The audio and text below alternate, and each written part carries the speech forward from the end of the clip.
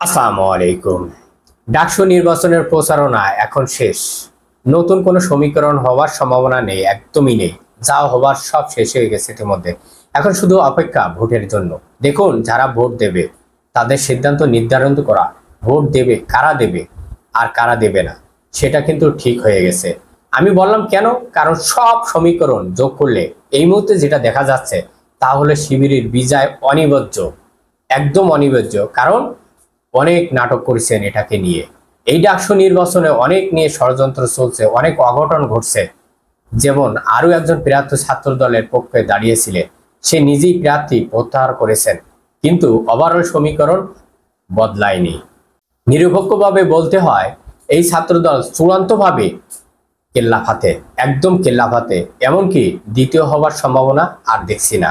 তো দেখেন বন্ধুরা, অনেকেই বলতে পারেন আমি কি বাড়িয়ে বলছি, একদমই না, মোটেই না। কারণ আমি কেবল বলছি 9 তারিখ রাত পর্যন্ত আপনারা অপেক্ষা করুন, তারপরে দেখবেন ফলাফল কি হয়। এই নির্বাচন ঠেকাতে নানাভাবে চেষ্টা চলেছে, ষড়যন্ত্র করেছে, অনেকভাবে বানচাল করার চেষ্টা করেছিলেন এই ডাকসু নির্বাচনকে, অনেক সিস্টেমে, অনেক কৌশলে, কিন্তু কোনো কিছুতেই কাজ হয়নি। শেষ পর্যন্ত সব চেষ্টা ভেস্তে গেছে, ব্যর্থ হয়েছে। এখন শুধু অপেক্ষার কার্যকারিতা, অপেক্ষার পালা। শিবির বিরুদ্ধে শক্তি এখন কি করছে? তারা তো প্র্যাকটিস করছে, তাই না? শিবির জিতলে আমরা কি প্রতিক্রিয়া দেব, অর্থাৎ শিবিরের বিজয় মেনে নেওয়ার জন্য মানসিক পরিস্থিতি নিচ্ছে। তারা কিভাবে সামনে আসবে? শিবির কোনো ফাঁদে পা দেয়নি, দেখেন। বরঞ্চ ছাত্রদল শেষ মুহূর্তে নানা ধরনের অঘটনের সাথে জড়িত হয়েছে, জন্ম দিয়েছেন পুরনো ট্যাগ, ব্যর্থ পাকিস্তান বন্দী, স্বাধীনতা বিরোধী, এইসব ট্যাগ কোনো কাজে হলো না, কোনো কাজে আসি নাই। শিবিরের বিরুদ্ধে দাঁড় করানো গেল না। জরিপের হাস্যকর কাণ্ড, নাস্তিক মঈনুদ্দিন জরিপ করলো মাত্র 200 থেকে 250 শিক্ষার্থীদের ওপর। এটা নিয়ে এখন হাসাহাসি চলছে। ছাত্র দলের কেলেঙ্কারির মাথাটা একদম নষ্ট। বিএনপি নেতারা ফোন দিয়ে শিক্ষার্থীদের ভোট চাচ্ছে তাদের কাছ থেকে, এরকম একজনকে বহিষ্কার করতে হলো। শেষ দিনেও ছাত্রদল নোটিশ দিল, যারা মাঠে আসেনি সরে দাঁড়াও, নইলে আজীবন বহিষ্কার হয়ে যাবে।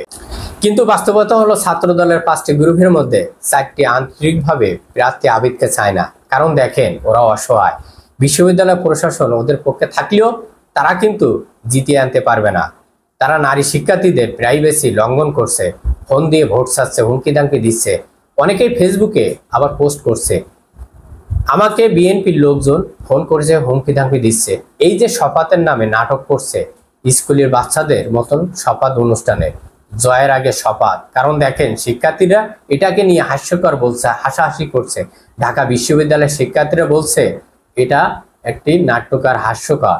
তো অতিরিক্ত চোরের লক্ষণ। কারণ মানববন্ধনের নাটক শিবিরের বিরুদ্ধে বক্তব্য দেওয়ার জন্য নারী শিক্ষার্থীদের জোর করে এনে মুখোশ পরিয়ে দাঁড় করানো হয়েছিল, ওটাও কিন্তু ধরা পড়েছে।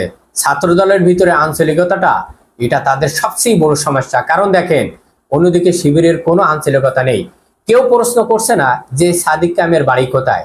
দেখেন শেষ মুহূর্তে দৃশ্যটা, সাদিক কায়েমের অসাধারণ বক্তব্য, সাহসী নেতা, মেধাবী সংগঠন, শেষ সময় আল্লাহ তার কণ্ঠ খুলে দিয়েছেন। গরম বক্তব্য শিক্ষার্থীদের মন কেড়ে নিয়েছেন ইতিমধ্যে। আর অন্যদিকে দেখেন, আবিদের কণ্ঠ আটকে গেছে, ভয়েস বেরোচ্ছে না, আর মানুষের বিরক্তি হচ্ছে। বন্ধুরা, ঢাকা বিশ্ববিদ্যালয় হলগুলোতে এখনো বিএনপি নেতাদের হুমকি নিয়ে আলোচনা চলছে, কিন্তু এগুলো আর কাজ করছে না, বরঞ্চ ব্যাকফায়ার করছে। প্রতিপক্ষ প্রতিদিন নোংরামি করছে, গালাগালি করছে, চেতনাবাদী বিক্রয় করছে, কিন্তু শিক্ষার্থীদের মন জয় করতে পারেনি। দেখেন, শিবিরের এইসব কিছু করেনি, তাই তারা এগিয়ে যাচ্ছে। প্রতিপক্ষের পক্ষে কর্মকাণ্ডই শিবিরকে জিতিয়ে দিয়েছে। এমন ব্যবধানে জিতবে যা কখনো কল্পনা করতে পারিনি, কল্পনার বাইরে। বলতে হয় শিবিরের বিজয় অনিবার্য, কেউ ঠেকাতে পারবে না। আমি সবসময় একটা কথা বলি, যে এই ঢাকা বিশ্ববিদ্যালয় বাংলাদেশের সবচেয়ে প্রাণকেন্দ্র। এই ঢাকা বিশ্ববিদ্যালয়ে যে জিতবে নির্বাচনে, আগামী জাতীয় নির্বাচনে, মনে করবেন সে এগিয়ে যাবে। সবাই ভালো থাকবেন, আল্লাহ হাফেজ।